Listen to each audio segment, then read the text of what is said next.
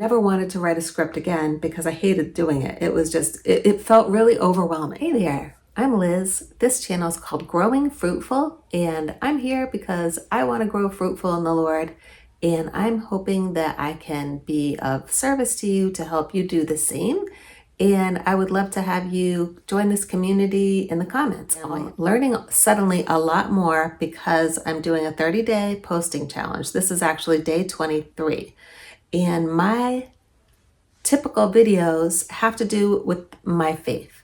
So this is my third video in the entire 30 days that has to do with the actual challenge itself and what I'm learning. When I first was doing videos, I had a different channel. On the first channel, I had been posting every single week for a period of time, and then I kind of burnt out on that, and then I just posted kind of whenever I felt like it.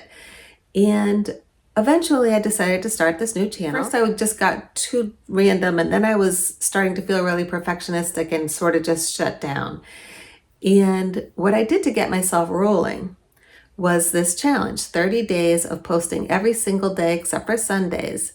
So it'll be a total of 30 videos by the time I'm done.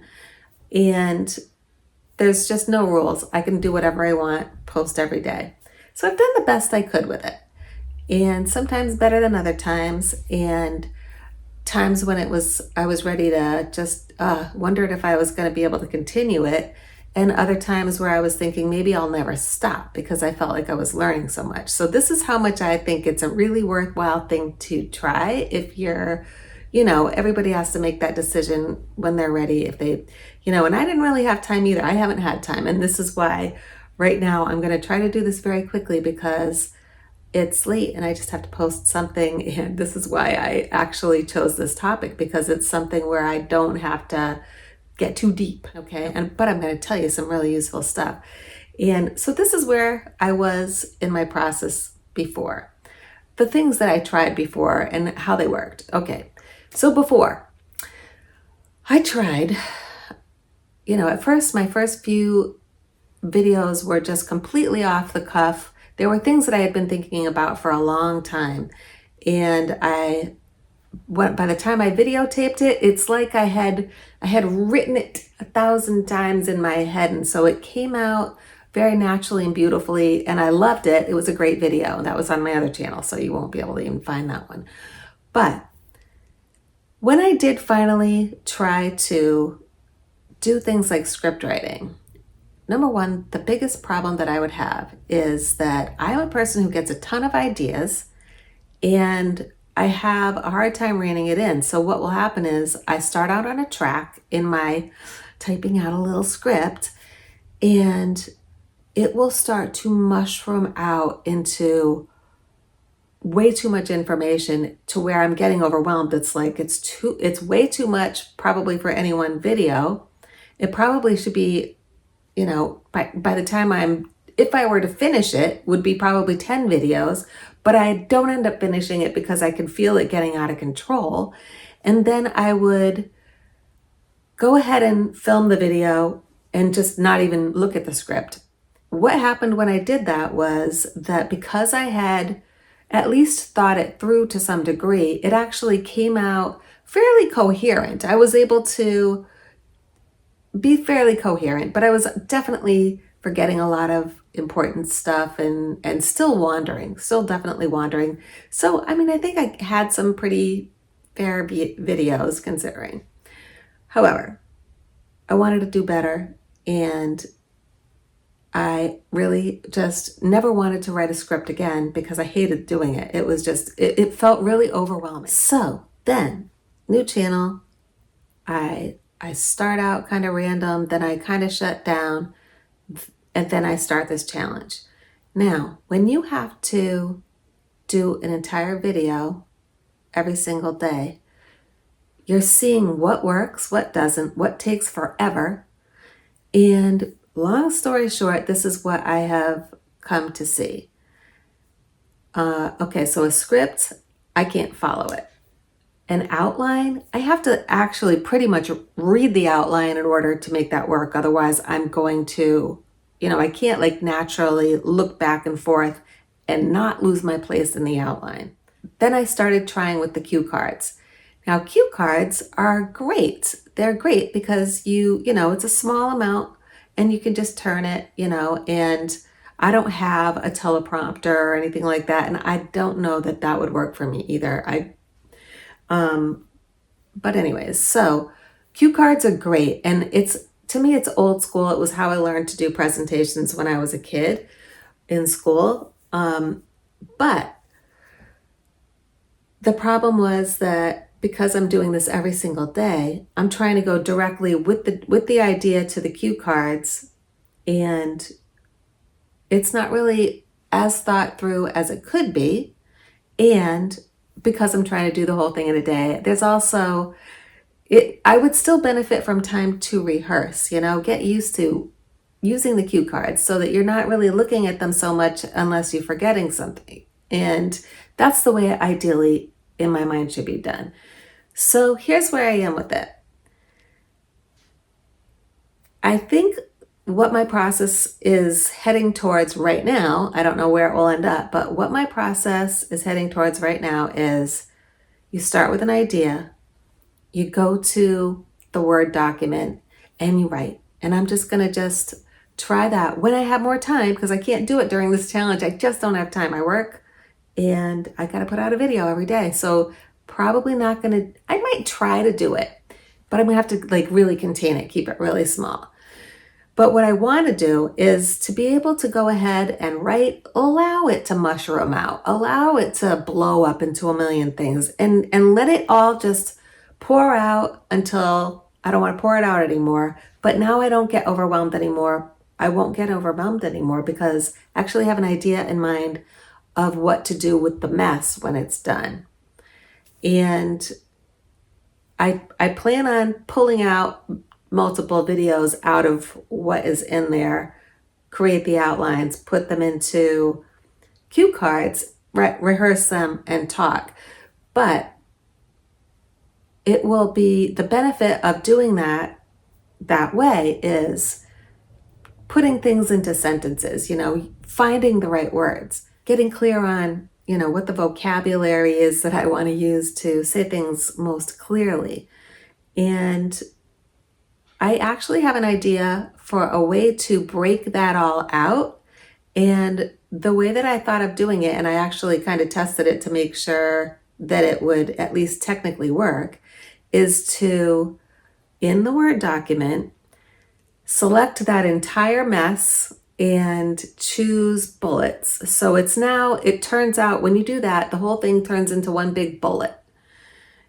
Unless, I hadn't tried if you already have paragraphs, but I think it does actually. If you have separate paragraphs, it'll put separate bullets. But if it's all one big thing, but then you go in there and then you just hit return after every individual thought, now you've got a whole giant list of thoughts. And I can actually copy that into Excel, and then I can organize it by sorting. I can put in, topic names in the next column, and separate things out by individual topics. So it won't matter when I first do the brain dump what order it comes out. It will have a way to take that and sort it. Then I will take chunks of that and turn them into videos and flesh out whatever's missing and make sure I have correct wording before I even put it onto cue cards, and then rehearse it and then do it as best I can so that I don't have to spend 4 hours editing.